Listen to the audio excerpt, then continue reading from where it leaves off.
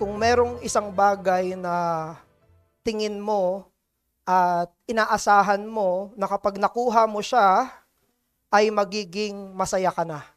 Ano yung bagay na yon? So mag-isip ka na isang bagay.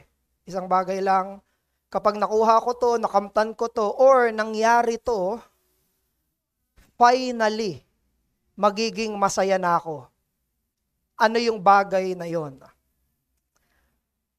Kung ano man yung iniisip mo, pwedeng iba-iba tayo ng mga iniisip doon, pero sa talata natin sa Psalm chapter 4, wala si David nung mga yon. Dahil dito sa Psalm chapter 4, nawala sa kanya yung trono niya, nawala sa kanya yung syudad niya, at maging sarili niyang anak ay tinalikuran siya at nilabanan siya. Pero sa kabila ng lahat ng mga kawalan na yon, nakadiskubre siya ng isang klase ng kasiyahan na higit pa sa lahat ng nawala sa kanya. Isang klase ng kasiyahan na higit pa sa lahat ng mga pagdiriwang. Kaya tumayo tayo, muli nating babasahin. Sa mga makakatayo lang, ay babasahin natin ang Psalm chapter 4. Ang passage natin ay verses 6 to 7, pero basahin na natin siya ng buo. Siya ay Psalm 4 verses 1 hanggang 8. Psalm 4 verses 1 hanggang 8. Ang passage natin ay 6 to 7, no? This is the precious word of the Lord. Verse 1. Si David to sa Diyos, "Answer me when I call, O God of my righteousness. You have given me relief when I was in distress. Be gracious to me and hear my prayer. O men, how long shall my honor be turned into shame? How long will you love vain words and seek after lies? Selah. But know that the Lord has set apart the godly for himself. The Lord hears when I call to him. Be angry and do not sin. Ponder in your own hearts on your beds and be silent. Selah. Offer right sacrifices and put your trust in the Lord.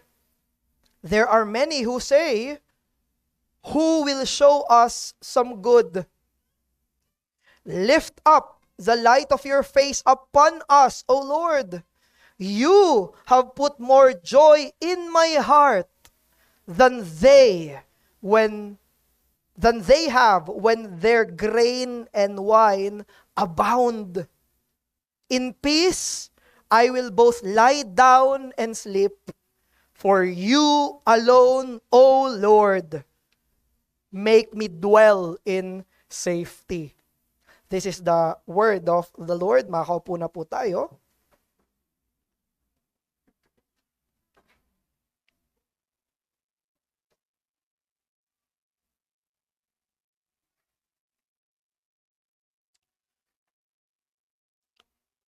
Ito ay psalm kung saan commonly in-attribute kay King David. Ito ay most probably continuation siya ng Psalm chapter 3. Kasi yung sa Psalm chapter 3, ito yung panahon kung saan tumatakas mismo si King David sa sarili niyang anak na si Absalom. Some of you may be familiar sa kwento ni David, kung saan yung anak niya na si Absalom, kinuha nung anak niya yung puso ng mga tao, na siya yung magiging better king, magiging mas magaling na hari siya, makikinig siya sa tao, kinuha niya yung loob ng mga tao, at gusto niyang patalsikin yung tatay niya sa trono. Gusto niya siya yung pumalit. Ito si Absalom. At sa panahon na yun, si Absalom ay halos kumakampi na sa kanya yung lahat ng mga tao, si David ay tumakas.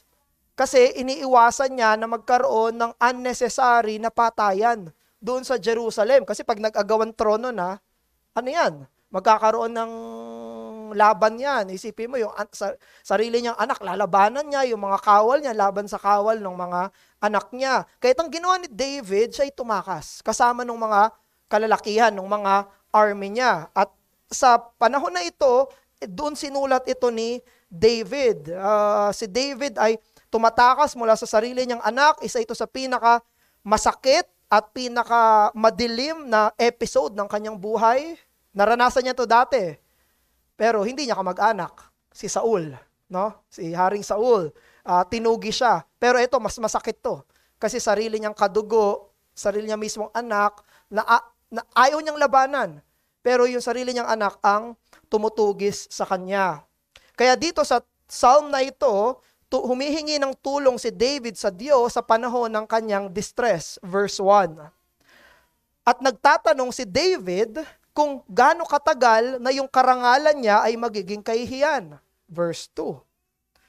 Pero si David ay may kumpiyansa sa plano ng Diyos at yung Diyos ay diringgin yung mga panalangin niya. Verse 3. Pinapaalalahanan ni David yung sarili niya na pwede siyang magalit pero hindi siya pwede magkasala. Sa sarili niya yon, yung pinapaalalahanan niya na kapag siya'y nananahimik, siya'y dapat mag-contemplate, siya dapat ay manahimik at magtiwala sa Diyos sa ganitong panahon. Verse 4 at verse 5. At nakita ni David yung Diyos bilang magbibigay sa kanya ng kasiyahan sa ganitong panahon kaysa sa kanila na merong kasaganahan. Verses 6 hanggang 7.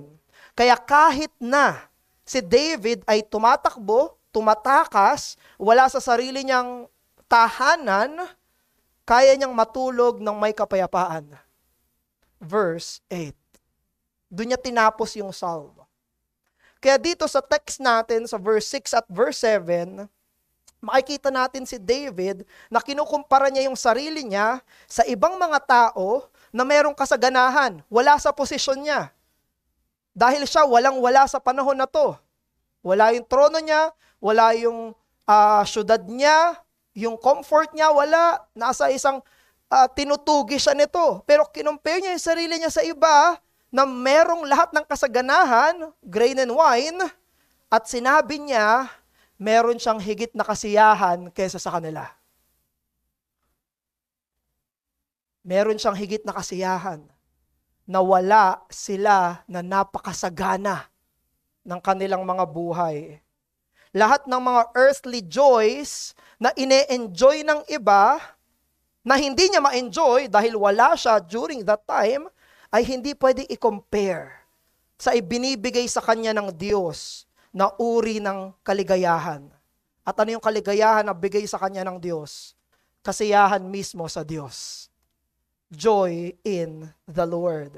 At dahil si David ay merong spiritual joy, meron siyang klase ng kaligayahan na higit kesa sa ibang tao.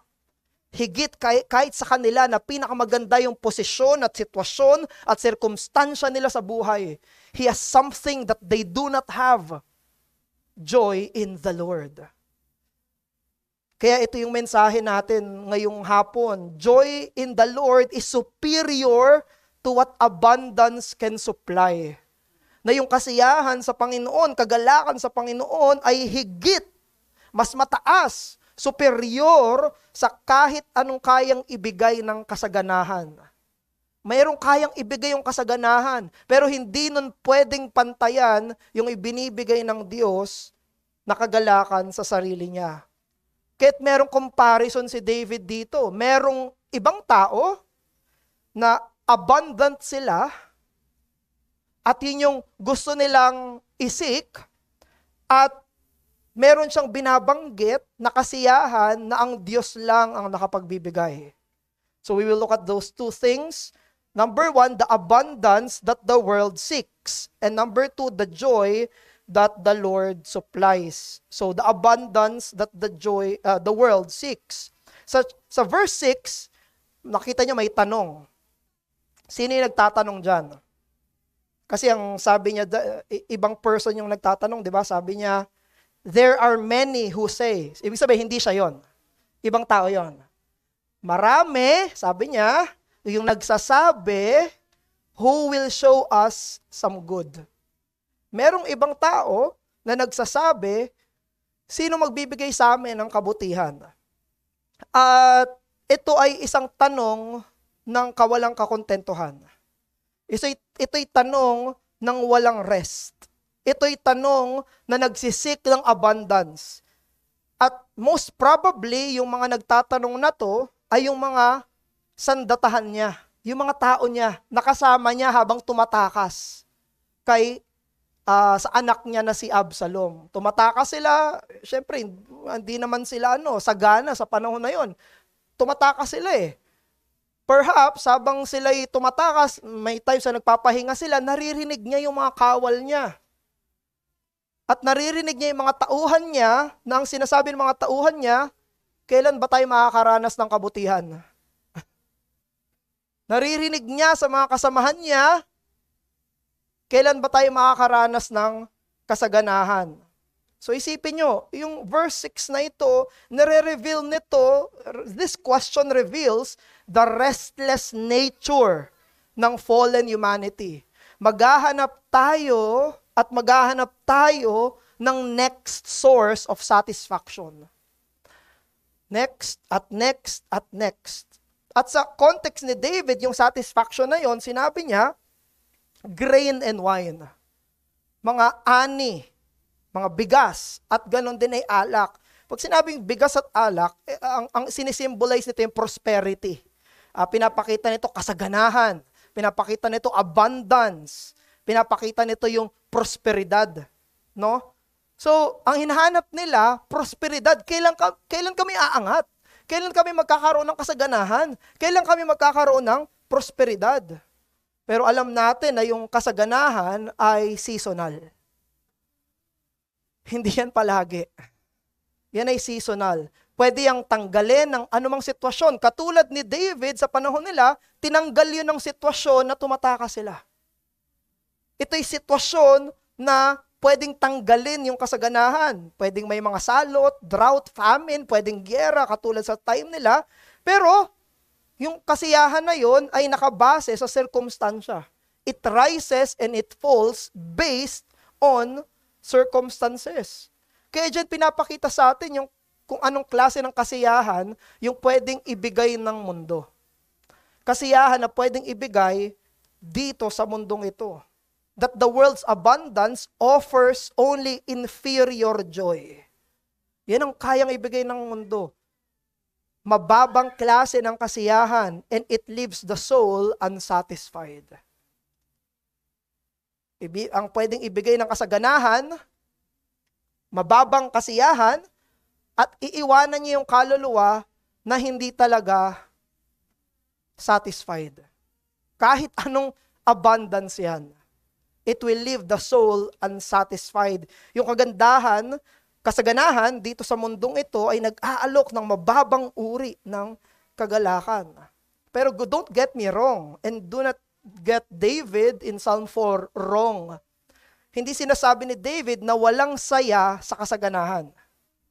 Hindi niya sinasabi yon. Wala siyang sinabi na hindi masaya kapag sagana ka.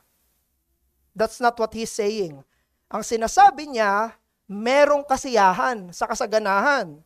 Isipin nyo na lang, kapag ang mga panahon nila, yung mga magsasaka ay may harvest. Masaya yon. Isipin nyo na lang na yung mga business people, merchants sa panahon nila ay may kita. Masaya yon. Isipin nyo na lang yung mga pamilya na sama-sama, hindi watak, katulad niya, sama-sama at nagdiriwang. Masaya yon. Ano? Pero, ang sinasabi ng salita ng Diyos dito, na yung mga kasiyahan na yan, na nakadepende sa pagkakataon, ay kung gaano sila kabilis pwedeng mangyari, ganun din sila kabilis pwedeng mawala. Kung gaano sila kabilis pwede mong makamtan, ganun din sila kabilis na pwedeng mawala. Katulad, parang sumasalo ka ng tubig sa mga kamay mo. Kahit gaano mo ipitin yung tubig na yon, mabilis mawawala yung tubig na yon sa mga kamay mo. Ang kasiyahan na ino-offer dito sa mundong ito ay pansamantala. It is insufficient to quiet the soul's deep hunger for God. Dahil ang kaluluwa natin, ang pagkatao natin, ang pupuno lang dito ay walang iba kung hindi yung kanyang manlilikha. Yung kanyang Diyos.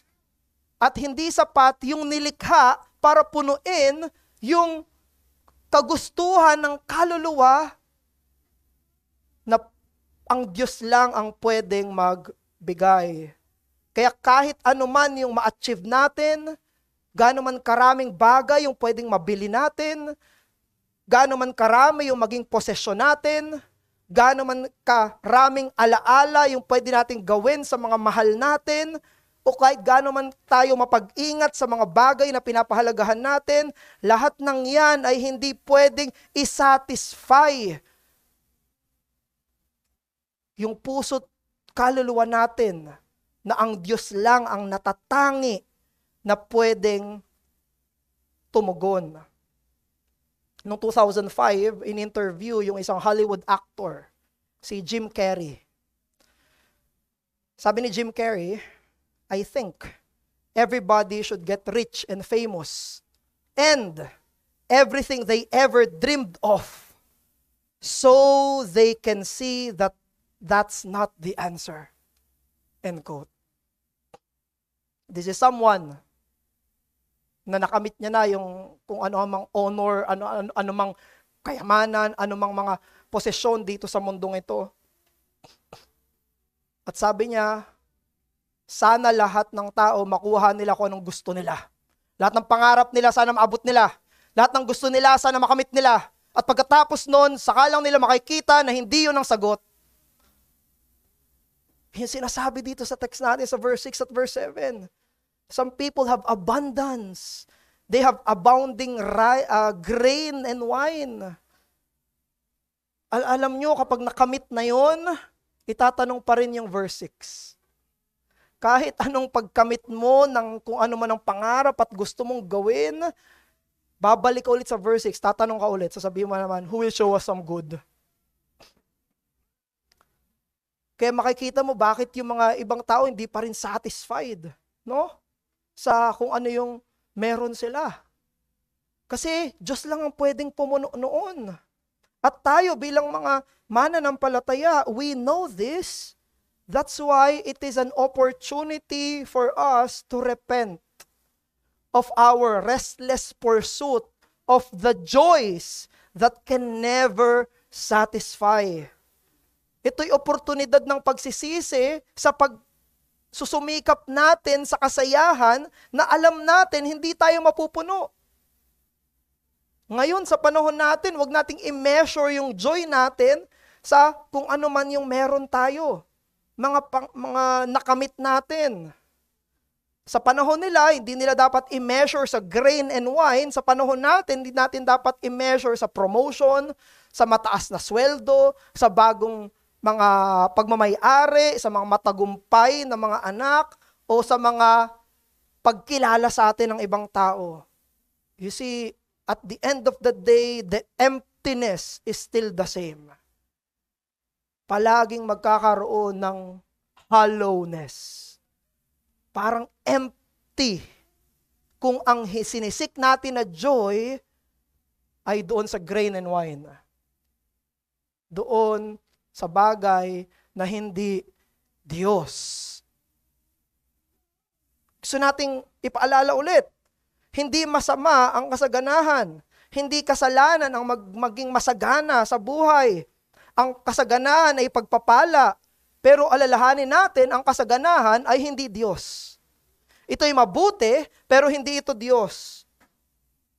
Kaya kung sasambahin natin yung kasaganahan, ibibigay natin ang lahat para sa kasaganahan, magsasakripisyo tayo para sa kasaganahan, kung ang puso't isipan natin ay preoccupied sa kasaganahan, na minamahal natin yung kasaganahan ng buong puso, kaluluwa, lakas at buong pagkatao natin, we must repent. Kailangan natin pagsisihan na yun. Dahil ang kasaganahan na hindi Diyos. Gagawin mo lang lahat yun para sa Diyos, hindi sa kasaganahan. You worship God, not abundance. We give all of our love para sa Diyos, hindi sa kasaganahan. Hahanapin natin yung kasiyahan sa Diyos, hindi sa kasaganahan. kung tinatry natin na makamit natin ang lahat ng pangarap, gusto o kahit anong bagay na tingin natin na magpapasaya sa atin at makakalimutan natin ang kaluluwa natin, isa yang matinding trahedya. Because we are seeking after empty things which can never satisfy us. Kaya napaka-worth repenting niya. Kung ganito yung direction ng pamumuhay natin, pag in-evaluate natin yung sarili natin, ano bang direction ng buhay ko? Ganun ba? Parang may nire-reach ako ng may nire-reach ng may nire-reach? As if that's the purpose of my life? As if yun ang next big thing? Next, yun ang tingin ko magbibigay sa akin? Kasi ito yung pupuno sa emptiness? That is something to repent about. That is something na sabihin sa'yo, Panginoon, patawarin mo ako, ginodiyos ko yung kasaganahan. Panginoon, patawarin mo kasi dito ko hinahanap yung kasiyahan na ikaw lang yung pwedeng magbigay. Ang anak ni David, experience niya yan. Sino yung anak ni David? May isa pa siyang anak, si Solomon. And Solomon had it all. Lahat. Meron si Solomon. At sinulat ni Solomon, yung anak niya, na nasa kanya na yung lahat. Sinulat niya yung isa sa pinaka-depressing na libro sa Biblia. Sino yung sumulat ng pinaka-depressing na libro sa Biblia? Siya na nasa kanya na halos yung lahat. Siya na meron ng lahat. Siya yung pinakamalungkot.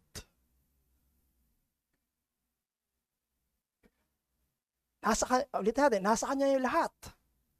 Pero siya ang pinakamalungkot. Pinaka-empty. To the point na sabi ni Solomon, all was vanity. Vanity of vanities. Nagtayo si Solomon ng mga bahay. Nagtanim siya ng mga hardin. Meron siyang kayamanan, meron siyang musika, meron siyang mga asawang babae. Relationships, meron siyang relationships. Lahat ng pleasure, pag-aaral, lahat na. Sabihin mo, name it. Meron siya. At pagkatapos niyang makuha yung lahat ng yon, ang sabi niya, vanity of vanities. All is vanity. At kung ibigay sa iyo ng Panginoon ang lahat ng gusto mo, ibigay sa iyo ng Panginoon ang lahat ng pangarap mo, alalahanin mo ito yung katotohanan ng kasulatan. At the end of the day, titignan mo ang lahat ng iyon at mapapatanong ka, kung wala ang Diyos, mapapatanong ka, what's the point? Yun ang tatanungin mo. Makuha mo lahat. Nasa iyo lahat. At the end of the day, titignan mo ang lahat ng meron ka, sabihin mo, tapos, nasa akin lahat to. Tapos, you see, ang buhay ay vanity. Ang buhay ay walang kabuluhan. Kung ang hinahanap natin ay ang kasaganahan sa mundo na wala ang Diyos. Ay isang buhay na ang hinahanap ay kabutihan, labas sa Diyos, ay hindi isang buhay na marangal. Ito ay isang makasalanang buhay. It is a sinful life that we need to repent of. Pangalawa, the joy that the Lord supplies. Ang kasiyahan na ang Diyos ang nagbibigay. Sa verse 6 pa rin, sinabi dun sa passage, sa verse 6, sabi, who will give us some good, who will do us some good. Tapos sabi mismo, as if David is answering yung tanong. Ang tanong, sino magbibigay sa amin ng kabutihan? Alam mo yung sagot ni David? Sa verse 6, sabi niya, lift up the light of your face upon us, O Lord. Ang hinihiling ng mga tauhan niya, ang hinihiling ng mga kasamahan niya, magkaroon naman kami ng kasaganahan. Tapos sabi ni David, Panginoon, ipakita mo sa amin yung mukha mo. Paliwanagan mo sa amin yung mukha mo. Ang pinagpipray ni David dito ay yung covenant favor ng Diyos. Pag sinabi kasi sa Bible na ang mukha ng Diyos, yan ay covenant favor. Maalala niyo yung benediction sa number 6:24-26. The Lord make His face to shine upon you and give you peace. Yun ay shalom. Pagpapakita yun na merong pangtipang katapatan at kasiyahan na binibigay yung Diyos sa isang tao. Yun yung pinagpipray ni David. Sabi niya, habang yung iba ay humihingi ng kasaganahan, ang prayer ni David, Panginoon, ipakita mo sa amin yung mukha mo. Ipakita mo sa amin yung kasiyahan na hindi pwedeng ibigay ng mga bigas at ng alak dito sa mundong ito. At sa verse 7, sinabi ni David, as if may answered prayer agad. As if answered prayer agad. Sabi niya, you, God, have put more joy in my heart than they have when their grain and wine abound. Sabi niya, binigay na sa akin to ng Panginoon. Nasa pangit siyang sitwasyon, pero mas masaya pa siya sa mga taong masagana. Pangit yung sitwasyon niya. Hindi maganda yung sitwasyon niya. Madilim yung providensya niya. Siya ay tumatakas. Hindi stable yung lagay niya. Pero sabi niya, mas masaya pa ako kaysa sa mga stable. Mas masaya pa ako sa mga abounding. Mas masaya pa ako sa kanila na merong mga prosperidad. At itong kasiyahan na to, una, ito ay bigay ng Diyos. Hindi ito pinagtrabahuhan. Sabi ni David, you have put. Sinong naglagay ng kasiyahan na yon? Diyos. At itong kasiyahan na ito ay panloob, hindi panlabas. Sinabi niya, you have put in my heart. Sa loob ng puso ni David, ibinigay. Ibig sabihin, yung kasiyahan na yun ay hindi surface level. May mangyari sa labas, hindi siya mababago. Kasi nilagay ng Diyos sa kanyang puso. And yung joy na yon ay higit. It is superior. Siya ay greater than sa abundance ng mundo.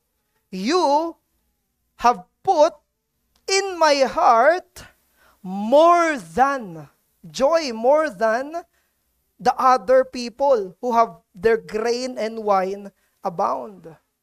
Ito yung mga description mismo ni David dun sa kasiyahan na yon. Ibig sabihin, yung kasiyahan na pangtipan at presensya ng Panginoon ay mas higit, mas dakila sa kayang ibigay ng kasaganahan. This is a very, very sharp contrast. Kasi yung mundo, nakatingin sila sa kasiyahan nila sa kung ano yung meron sila. Sabi ni David, yung kasiyahan ko ay yung nilagay ng Diyos sa puso ko. Ang naglagay nito ay hindi yung mga nangyari. Ang naglagay nito ay ang Diyos sa kanyang pangtipang katapatan.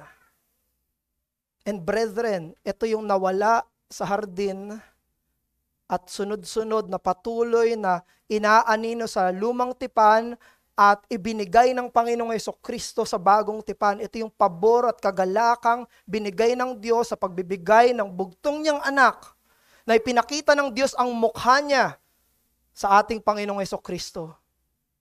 Alalahanin nyo, nawala ang kasiyahan sa Panginoon sa Genesis chapter 3.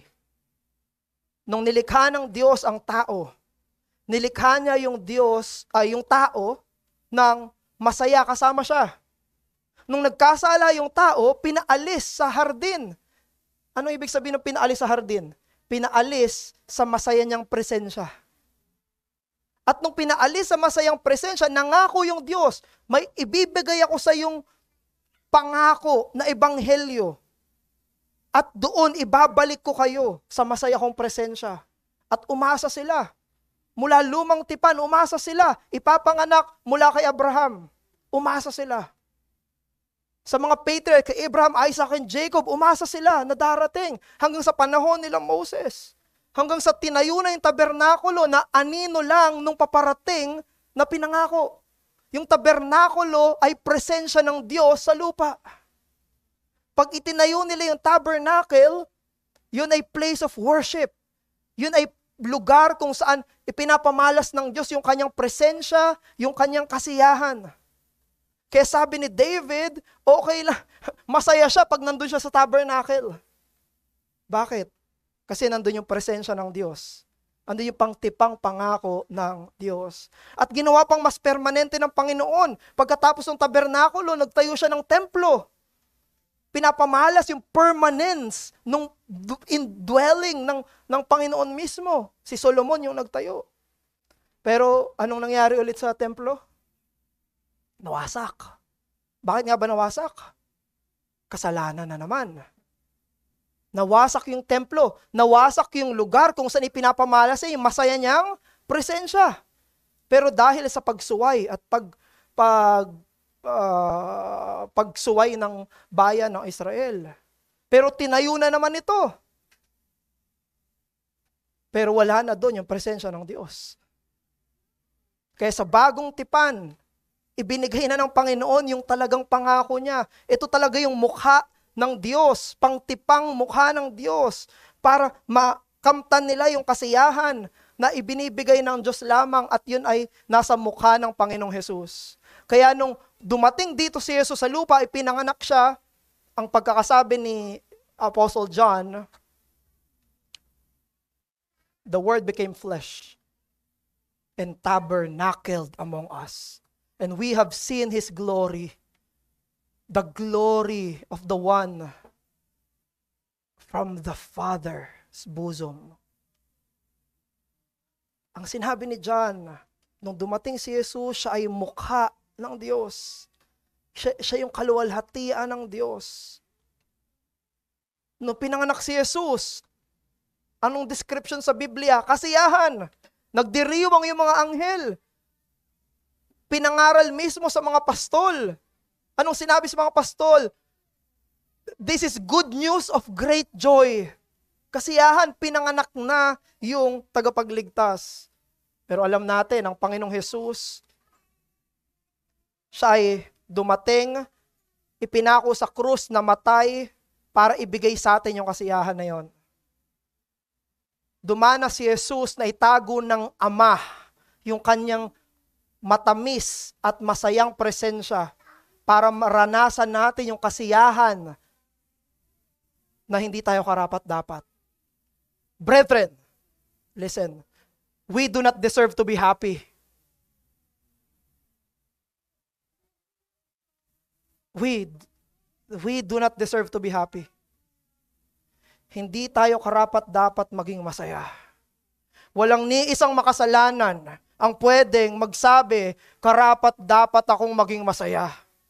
Deserve ko na maging masaya. Kung tayo ay may kasalanan at tayo ay may kasalanan, ang karapat-dapat sa atin ay walang hanggang lungkot, walang hanggang hinagpis, walang hanggang depresyon, walang hanggang puot ng Ama. Pero nung ginawa ni Jesus, anong ginawa niya sa krus? Inako niya yung lungkot at parusa ng impyerno na dapat ay sa atin. We deserve eternal damnation. And the Lord Jesus took it all. Kinuha niya ang lahat ng deserve natin na parusa. Para saan? So that you may receive that benediction of your Lord. Para pwede mong tanggapin yung benediksyon that God make His face to shine upon you and give you peace. Para matanggap mo yung hindi mo deserve na kasiyahan.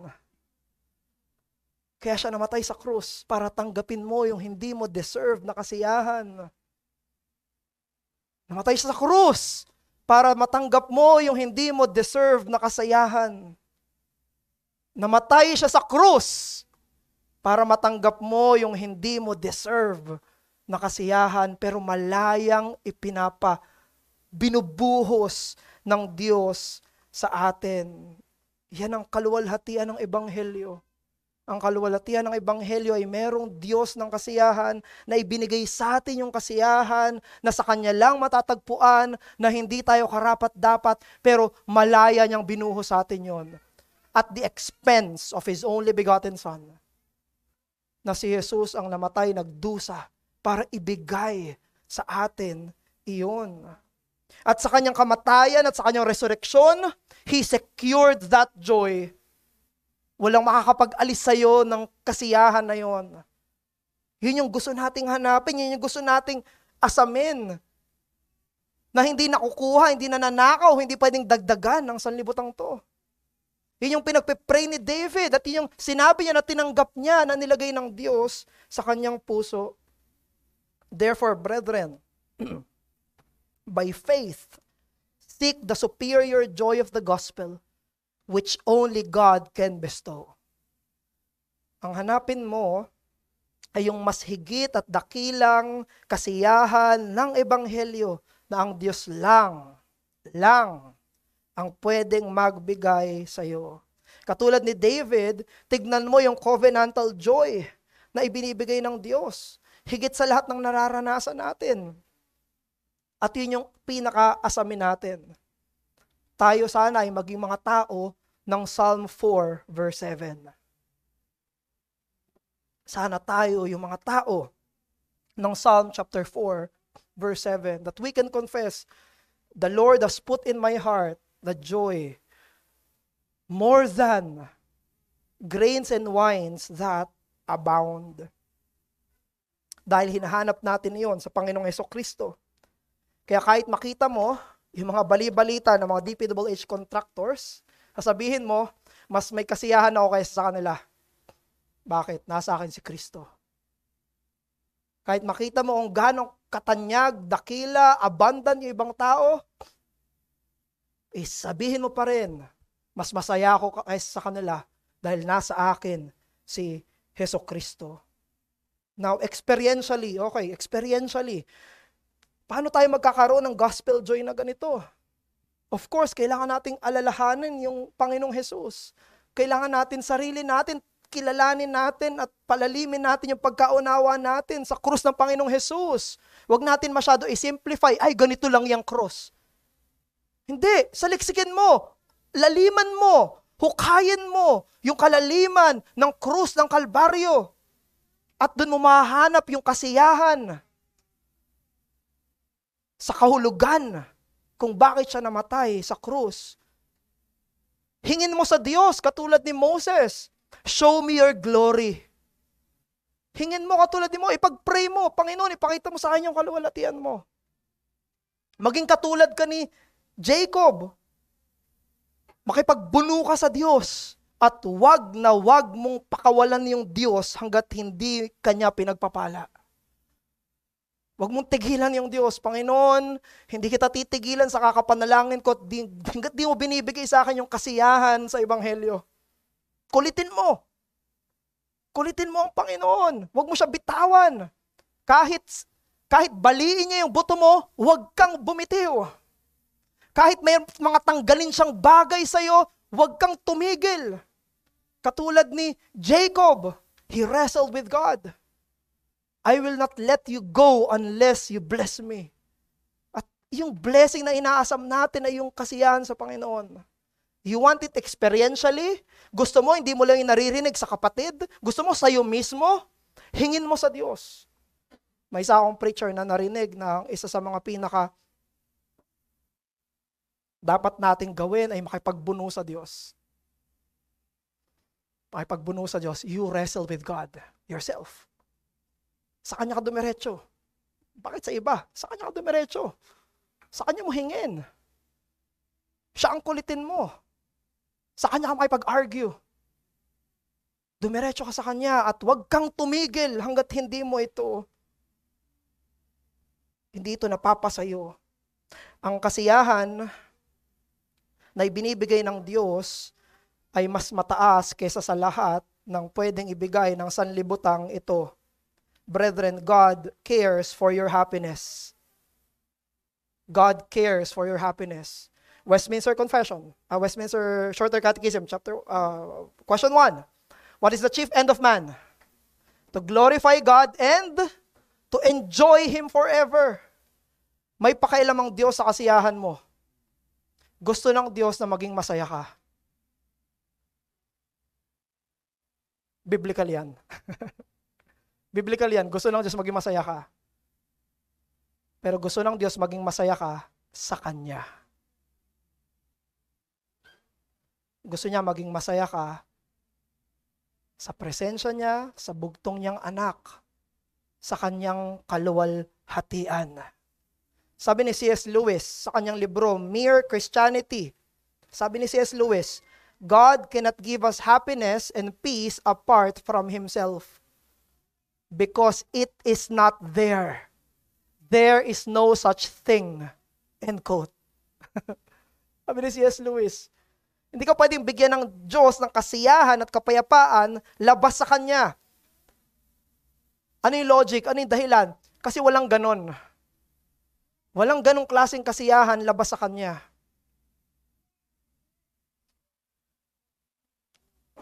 Charles Spurgeon, sinabi niya may nakita siya. May narinig siya na isang matandang babae na nakatira lang sa barong-barong. Wala siyang kahit ano, kung hindi isang pirasong tinapay at kaunting tubig.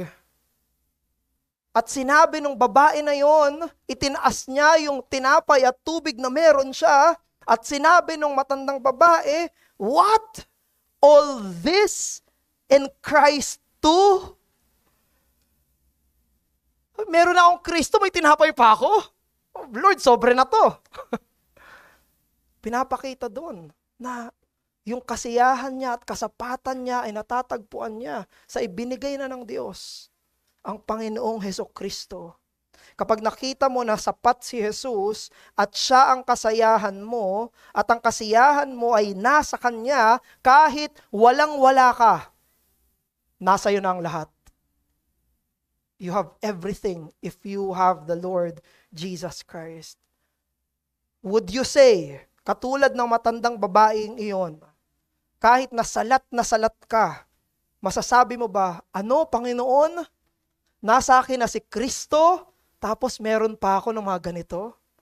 Would you say the same thing, brothers? Bilang pagtatapos, ang mga pangmundong kasiyahan ay nawawala. Pero ang kasiyahan na nasa Panginoong Hesukristo ay hindi kayang tanggalin ng pagdurusa at higit pa sa pinaka matagumpay na prosperidad. Kaya pag humiga tayo sa mga higaan natin mamayang gabi, anong magbibigay sa atin ng kapayapaan? Kasaganahan, isang wallet na puno ng pera, o isang puso na puno ng Kristo?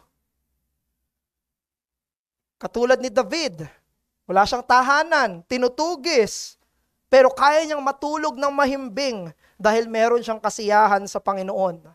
At ikaw rin, mananampalataya, dahil dumating na yung higit na David, inako niya na sa krus yung kasalanan mo. Siya na ang kinundena sa pwesto mo, at siya na ay bumangon mula sa hukay para hindi manakaw ang kasiyahan mo. Kay Kristo, pwede mong sabihin, I have more than all the grain and wine in the world because I have Jesus Christ. Manalangin tayo, Ama namin, pinupuri po namin kayo sa Psalm chapter 4, verse 6 to 7. Patawarin niyo po kami, O Diyos, kung parang kami yung nasa verse 6 palagi. Patawarin niyo po kami na kami nagtatanong ng walang kakontentuhan. Bakit walang magandang nangyayari sa amin? Tulungan mo kami na manampalataya at magkaroon ng bukas na mata para makita namin kung nasa amin si Kristo, iyon ay sapat. Iyon ay kasiyahan.